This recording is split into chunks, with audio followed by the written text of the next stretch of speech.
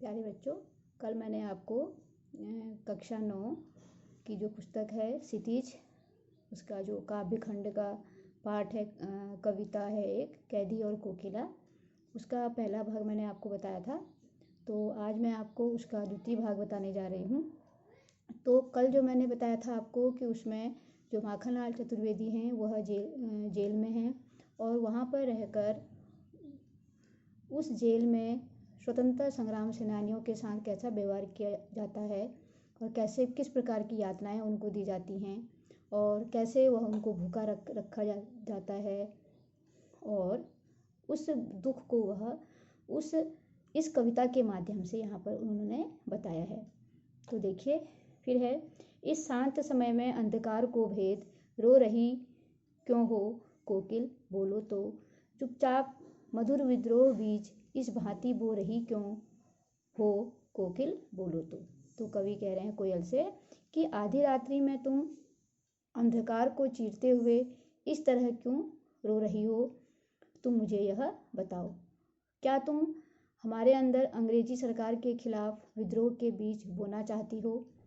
इस तरह कवि ने जेल में कैद एक स्वतंत्रता सेनानी के मन की दशा को यहाँ पर बताया है कि किस प्रकार जो कोयल है वह गीत गा गाकर भारतीयों में देश प्रेम और देशभक्ति की भावना को मजबूत बनाना चाहती है ताकि वो अंग्रेजों की परतंत्रता से मुक्ति पा सके।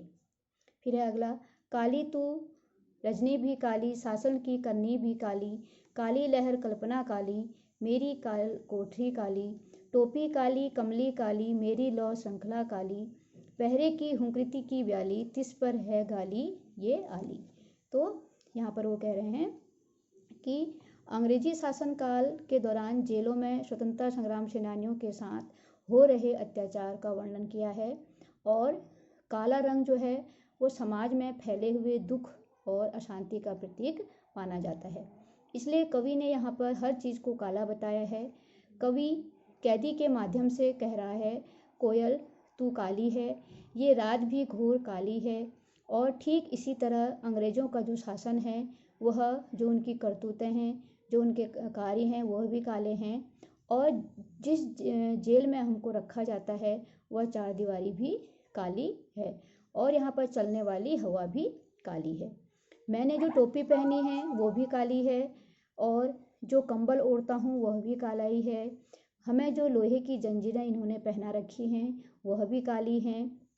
इसी तरह इस सब तरह की जो काली चीज़ें हैं, इस वजह से हमारे अंदर आने वाली जो कल्पनाएं हैं वह भी काली हो गई हैं।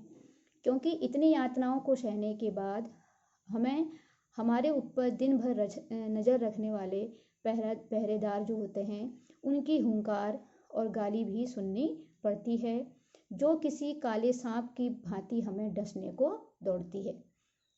फिर है, इस काले संकट सागर पर मरने की मदमाती कोकिल बोलो अपने चमकीले गीतों को क्यों कर हो तैराती कोकिल बोलो तो कवि यह नहीं समझ पा रहे हैं कि कोयल स्वतंत्र होने के बाद भी इस अंधेरी जो रात है, आधी रात है, उस समय वह कारागार के ऊपर मंडराकर अपनी मधुर आवाज़ में गीत क्यों गा रही है।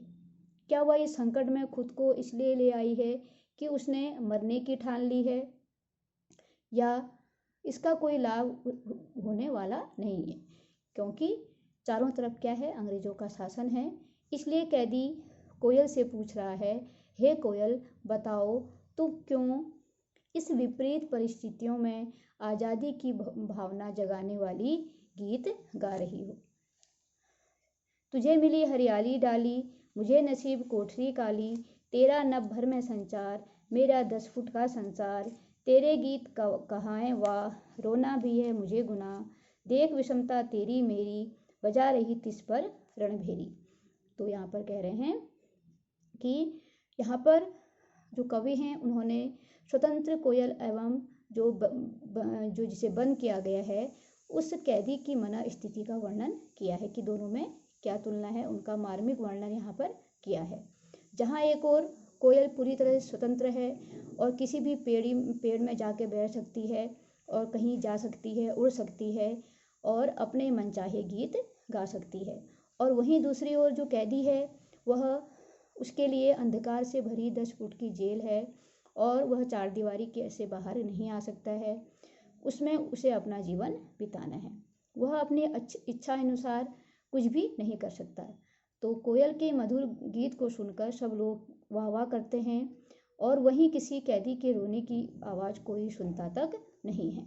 इस प्रकार कैदी और कोयल की परिस्थिति में जमीन आसमान का अंतर है, मगर फिर भी कोयल युद्ध का संगीत क्यों बजा रही है? कैदी कोयल से जानना चाहता है, आखिर कोयल इस तरह के रहस्यमय ढंग से गाना जो गा रही है उसका क्या मतलब है? इस हूँ कृति पर अपनी कृति से और कहो क्या कर दूं? कोकिल बोलो तो मोहन के व्रत पर प्राणों का आशव किसमें भर दूं? कोयल बोलो तो यहाँ पर जो पंक्तियाँ हैं, कवि ने कोयल और कैदी के अंदर स्वतंत्रता की प्रबल भावना को दिखाया है। और जहाँ कोयल अपने जोशीले गान से देशवासियों में विद्रोह की भावना जागृत कर रही है, वहीं कैदी स्वतंत्रता के लिए लगातार अंग्रेजी सरकार की यातनाएं सहन कर रहा है। इसलिए कवि ने यहाँ पर कोयल की आवाज़ को कैदी के लिए आज़ादी का संदेश बताया है, जिसे सुनकर कैदी कुछ भी करने के लिए तैयार हो सकता है। इसलिए इन पंक्तियों में जो कवि हैं उन्होंने कहा है कि कैदी कोयल से पूछ रहा है कि हे कोयल, मुझे तू बता कि मैं गांधी जी द्वारा चलाए गए इस स्वतंत्रता संग्राम में किस तरह अपने प्राण झोंक दूं, अपने प्राणों का बलिदान दे दूं। मैं तुम्हारे संगीत को सुनकर अपनी रचनाओं के द्वारा क्रांति की ज्वाला भड़काने वाली अग्नि तो पैदा कर सकता हूँ, लेकिन तुम मुझे बताओ कि मैं देश की आज़ादी के लिए और क्या कर सकता हूँ। तो प्यारे बच्चों, आपको ये जो कविता है जो माखनलाल चतुर्वेदी के द्वारा लिखी गई है, तो यह आपको समझ में आई होगी कि इस कविता में जो कवि हैं उन्होंने उस समय जो भी लोग स्वतंत्रता संग्राम में अपनी भागीदारी करते थे, उन्हें जेल में उनके साथ उन्हें कारागार में भेजकर उनके साथ अनेक प्रकार के अत्याचार और यातनाएं होती थी। और हर व्यक्ति जो बड़े से बड़े पद पर है, कोई लेखक है, कोई कवि है, कोई शिक्षक है, कुछ भी हैं, उन्होंने इस स्वतंत्रता संग्राम में भागीदारी करने के लिए अपने पद से इस्तीफा देते थे। कॉलेज के विद्यार्थी अपना सब कुछ छोड़ के इस स्वतंत्रता संग्राम में शामिल होते थे। तो उन्होंने उस समय की पीड़ाओं को, यातनाओं को इस कविता के माध्यम से बताया है और उसका मार्मिक वर्णन इस कविता में किया है।